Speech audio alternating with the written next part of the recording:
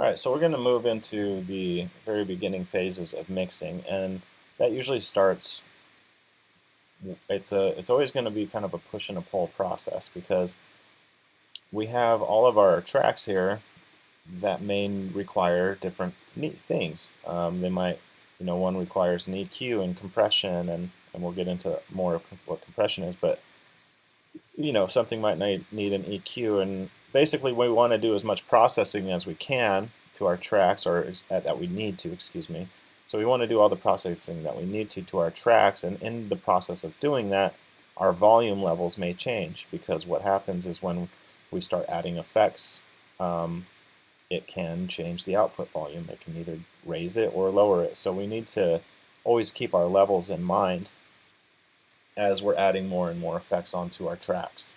But the main thing here is that when I play this track, you'll see that my master channel is going into the red. It's clipping, or peaking is what they call it. Although no individual track in my session is clipping or peaking, when they get combined and summed together through the master channel, now they're clipping, because there's so much information going through there. So we'll just play a section here.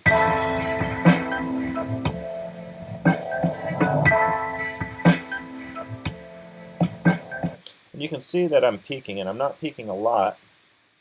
And we have this little meter, which is really cool. We have these little meters on each of our tracks in our master channel.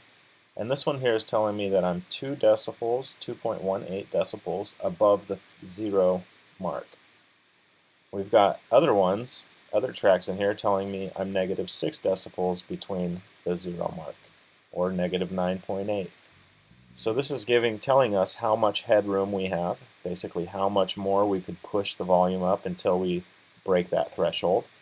So a lot of my samples in here have a fairly low output, except for my drums here. They have a kind of a louder output, 0.93. So you can see that in my volume control for the drums here, I'm pushing it up past the 0 mark, trying to get a little more out of them, but in doing so, I might be making my master channel clip. So I want to keep my master channel set to 0 so I can see a true reading when I'm playing back my music of where this volume is. So the way that groups can help is that, let's say I have all these pianos playing together, and I've mixed them the way that I like. Maybe I have one turned way down, and I have my other one turned down a little bit, and another one up, and another one down. In grouping them, I can now change that whole group, the volume of the entire group, while maintaining the integrity of their mix, how they're mixed together in relationship to one another. And I can do the same thing with my bass instruments. I can go to my bass instruments and I can say, oh, this one needs to come down a little bit, and this one maybe even needs to go up a little bit. But in the entirety of the mix, I need to bring my subgroup down. So I can bring the whole group down, and these two tracks stay equal in relationship to one another. And that's the important part. So I'm going to actually go back and undo all this before I start really jacking up my set. Okay, so the idea here is that I want to start, what I like to do is I'm going to start with my drum track, and I'm just going to go back down to 0. And I'm going to see where my level is coming in, because right now I'm peaking. I'm already clipping on this track here. You can see that by this meter here that's telling me I'm going almost a full decibel over that 0 range. So I'm going to click stop on everything, and I'm going to click play on my drums.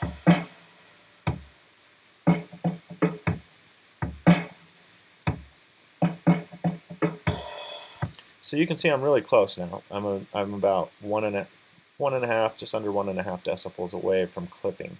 So I don't have a lot of headroom on the sample. It's already been mixed, apparently, because it's taking up pretty much all the space that I have for any volume. So sure, I can go ahead and I can still add an EQ if I want to and make this sound a little bit different. So I'd maybe come over here and go to Audio Effects, EQ 8, and maybe do a little bit of mixing. Who knows what this is going to sound like.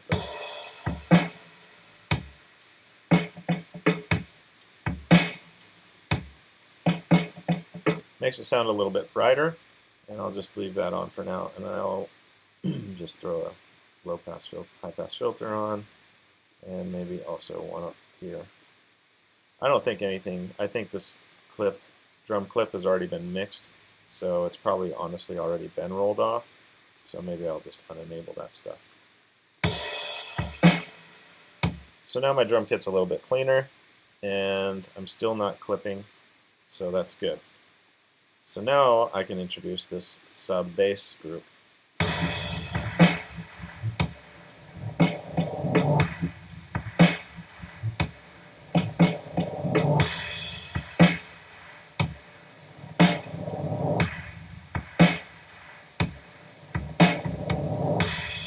I like that better without this one playing at the same time, so I just put it on new scene.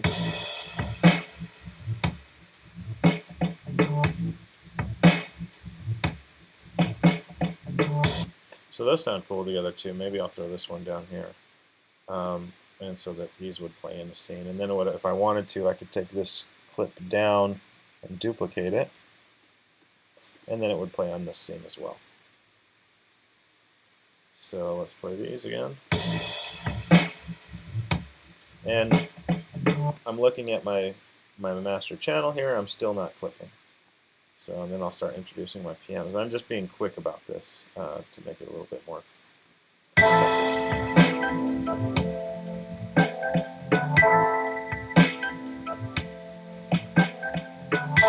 So you can see as I introduce those pianos, now I'm clipping. It's not by much, but I need to start bringing things down a little bit. So I could start with my drums and just pull my drums down a little bit. But I really like these drums to cut through, so if I pull these drums down, that's going to result in everything else coming down. So I'm going to start with my tracks, my individual tracks, and then my groups will come later.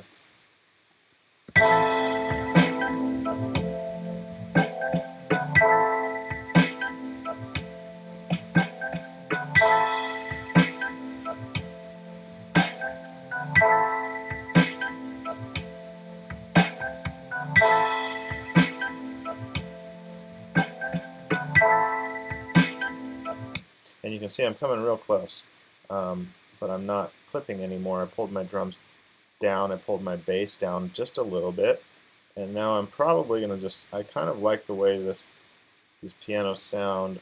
This one's, you can tell, a little bit lower.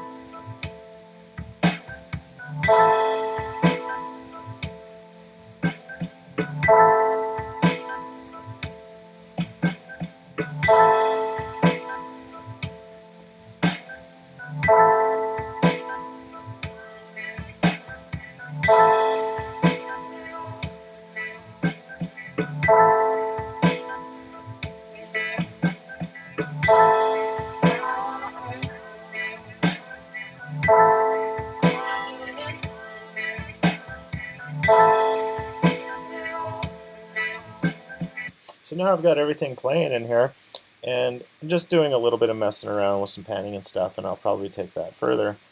But you can see now I've done the adjustments that I need, and they're all very small, minor adjustments. And basically I'm going through, I'm kind of listening to a group all at once.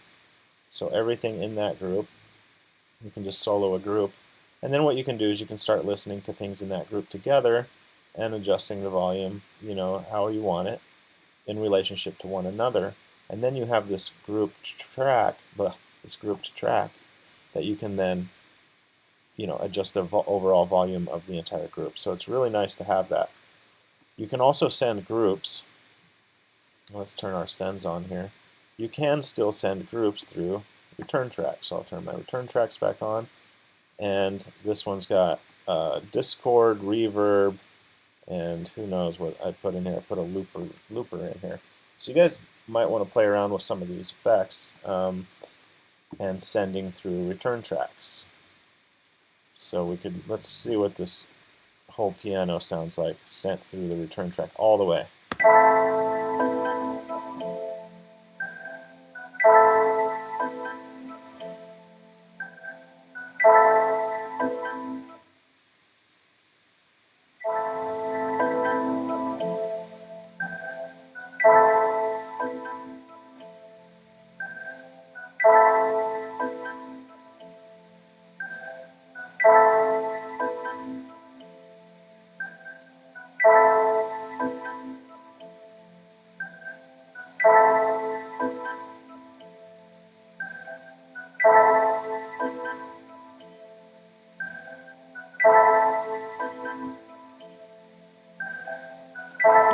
Okay, I get carried away here.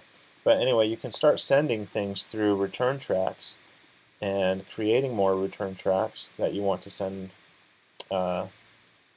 multiple instruments through. And we're going to talk more about this when we start talking about parallel compression and some other cool techniques you can do when you're mixing. But this is where you want to start. You want to start going through all of your tracks, getting your effects on there, playing around, having fun.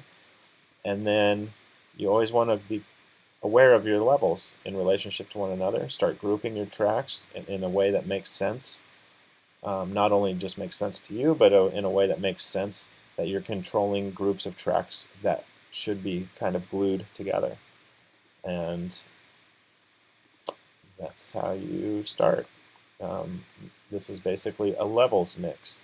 So we're starting with our levels, getting our levels all right for the mix, and as we add more and more effects on, then we're either adding or taking out volume so that we can start getting that mix to sound right. And we want to stay within this safety zone so we're not peaking and going outside of this this threshold of our volume threshold here.